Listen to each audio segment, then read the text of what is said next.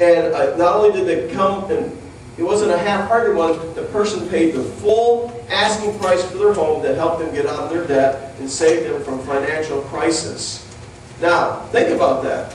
2 years with nothing, 1 day answer. Just think if they would have did this 2 years before, but they got the answer. Now, understand what we're saying here. I have my newer granddaughter. She's, 4 months old now.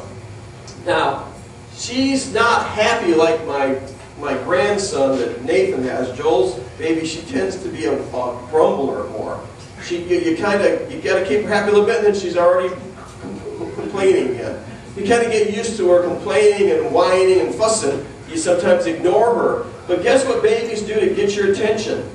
They scream bloody murder, you know? Ah! And suddenly mom comes and responds. You know, and this is what God's trying to get you to get here. You can grumble under your breath, blah, blah, blah. You're not really that distressed over things. And He'll just let you go on. 2 years can pass. You're concerned about something, blah, blah, blah. Who cares? But the moment you start crying out, God, I've asked you for 2 years. Please help me. I'm in trouble. Suddenly God responds. Now, why did He respond for 2 years before that? What is He really trying to teach you? How to pray with fervency. Pray with fervency. Seriously, and keep on doing it. Really want something to happen. Yes. Not just sit around and think about this too. We talk about this with fervency. Remember Israel when they were conquered and slaves in Egypt? They kept crying out to God that they were in trouble. Now, they really started crying out big time.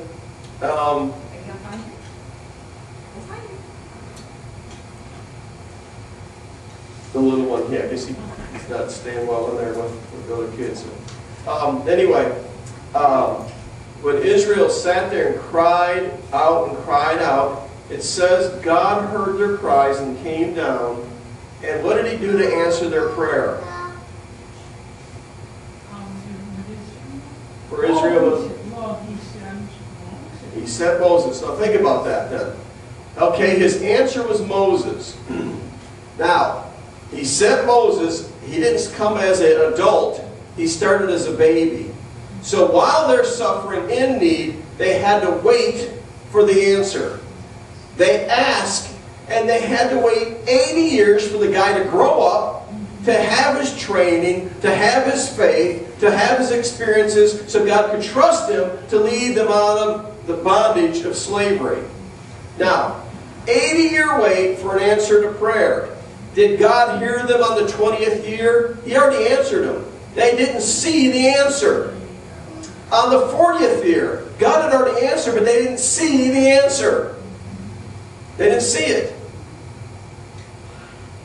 Did God want them to stop crying after 10 years? Did He want them to stop crying after 40 years? Did He want them to stop crying after 80 years of praying? Did He want them to stop crying out? No, He wanted them to cry out the whole time. We want God, we ask for something, He doesn't respond, we quit. You won't get it. But yet, if you cry out and persist, God says He will respond to you. He will answer you. He will solve the issues. He wants you to continue asking. A fervent cry is important. If you understand the baby illustration, you'll get it. God is looking for you to act like His child. Don't be embarrassed to cry out for an answer. You're really, and the reason is very simple.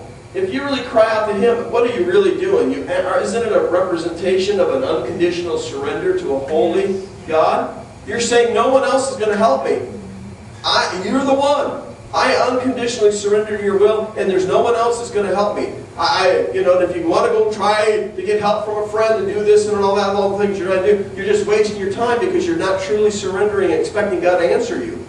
God wants you to get crying out to Him and prove He's the one you actually believe is going to solve your problem. He's your spiritual Father. He's the Creator of the universe. He can do all things, and you really believe it, and you don't just talk it, you live it. You don't just think about it, you believe it to the point where you bet your life on it. And God wants you to bet your life on it and cry out to Him, and He loves to answer your prayers. He waits so He can truly give you His blessings. Just like any true father, that's what it says here in this portion of Scripture. He wants to bless you. Now, God does not say that He will bless our labor for Him. It says He will bless our seeking of Him. You know, a lot of people say, well, I've been a Christian for 20 years. I served in the church. I was a deacon. I was this. And God doesn't answer my prayer. And I worked hard for Him. I'm mad at God. You know? God never promised that He would give you His answer because you work for Him or labor for Him. Look at the Scripture. It says, an example back in the Old Testament was Uzziah. When he became the king, he was only a 16-year-old teenager. But what he found real quick was as long as he sought the Lord, God made him to prosper. The reality of his life was he received prosperous blessings and answers to prayer as he sought Him. Not work for Him, but sought Him. Now, is that a big difference between seeking God or seeking for stuff? You know, a lot of people want God to be the Aladdin's lamp. Rub your Bible, count to 10, God give me $1 million. You know, ain't going to happen. You know, ain't going to happen. You know what?